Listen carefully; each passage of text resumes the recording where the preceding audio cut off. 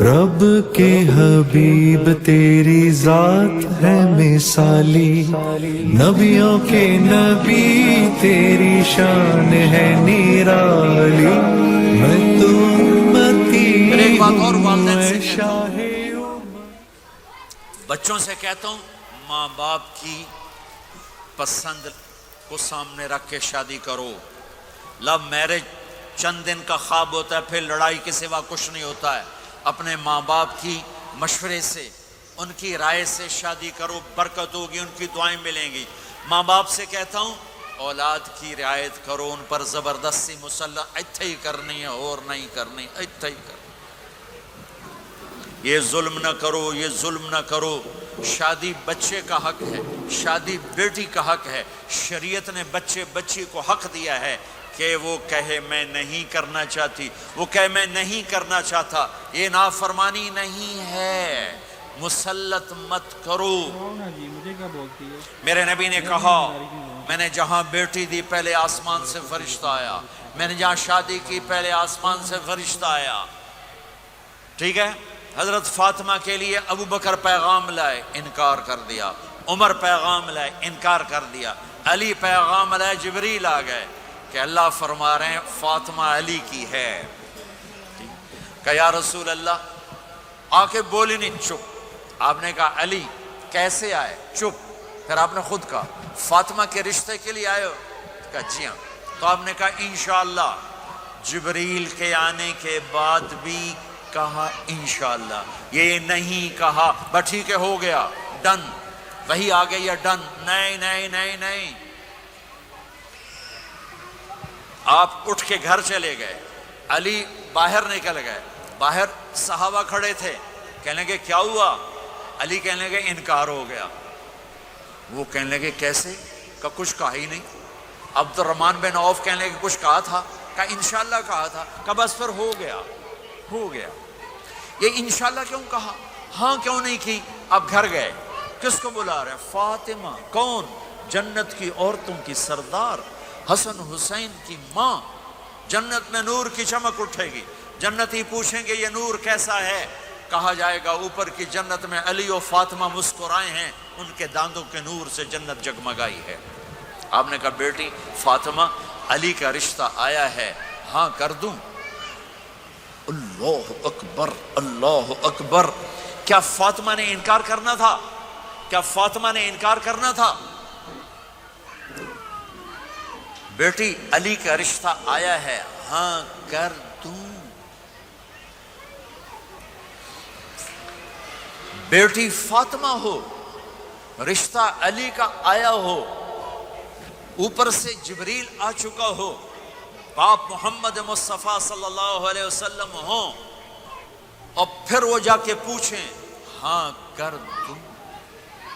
میرے بھائیو، مجھے نہیں پتا یہاں معاشرت کتنی کو بدلی ہے، لیکن ہمارے ہاں بیٹیوں سے نہیں پوچھا جاتا، اور دیہاتوں میں بچوں سے بھی نہیں پوچھا جاتا. بات تیرا کر دیتا ہے ہن بھاویں تو من یا نہ من. تمہاری بیٹی کا حق ہے کہ وہ کہے میں کروں گی، میں نہیں کروں گی.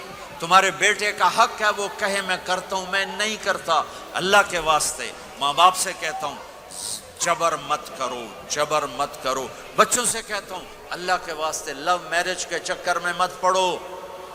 یہ دھوکہ ہے، یہ خواب ہے، یہ خواب ہے.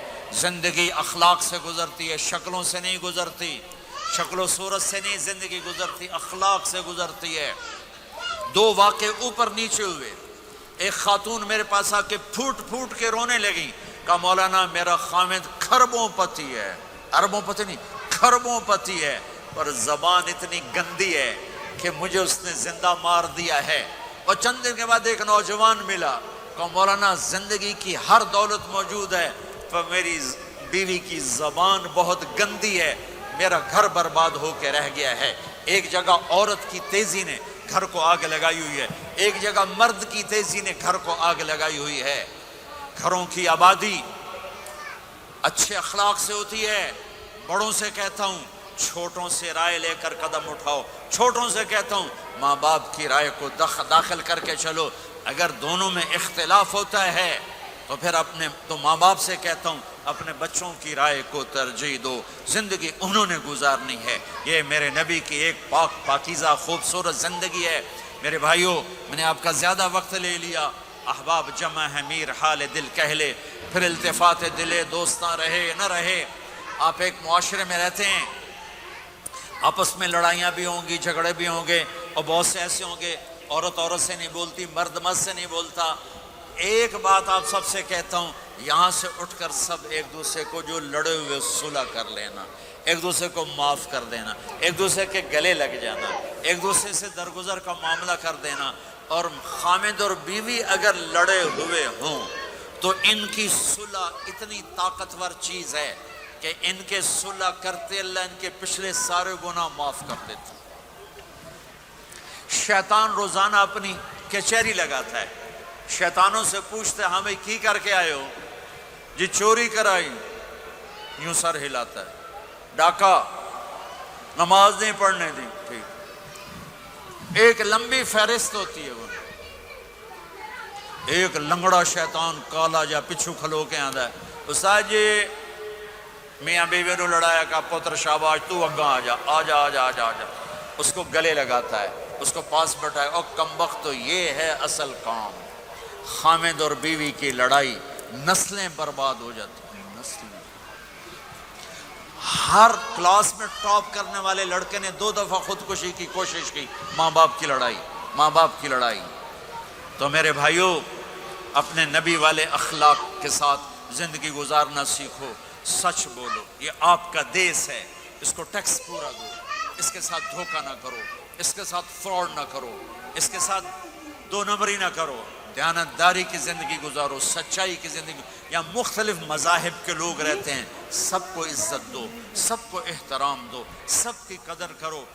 کون اللہ کے ہاں سہاگن ہے موت کے بعد پتہ چلے گا، لیکن تمام کو احترام دو، تمام کو عزت دو۔ ایک غیر مسلم کا جنازہ گزرا، میرے نبی کھڑے ہو گئے، غیر مسلم کا جنازہ، میرے نبی کھڑے، کہا یا رسول اللہ یہ مسلمان نہیں ہے۔ آپ نے کہا انسان تو ہے، انسان تو ہے۔ اب اس کے احترام میں کھڑے ہو گئے۔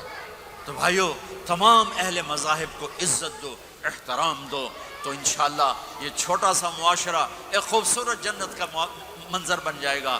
تو سارے بھائی بہن نیت کرتے ہو نا، ایک دوسرے کو معاف کر دیا نا، ایک دوسرے سے صلح کرو گے نا اٹھ کے، اور جب آپ کچھ اپنی ترتیب کے ساتھ 4 مہینے 40 دن کا کوئی نظام بنا لو، نصاب بنا لو، اس سے انشاءاللہ آپ کی پوری زندگی میں دین آئے گا۔ اور ایک آخری بات کہہ کر میں دعا کراتا ہوں، دیکھو میرے بھائی بہنوں، ہم بڑے گناہگار لوگ ہیں اور اللہ بڑا غفور الرحیم ہے۔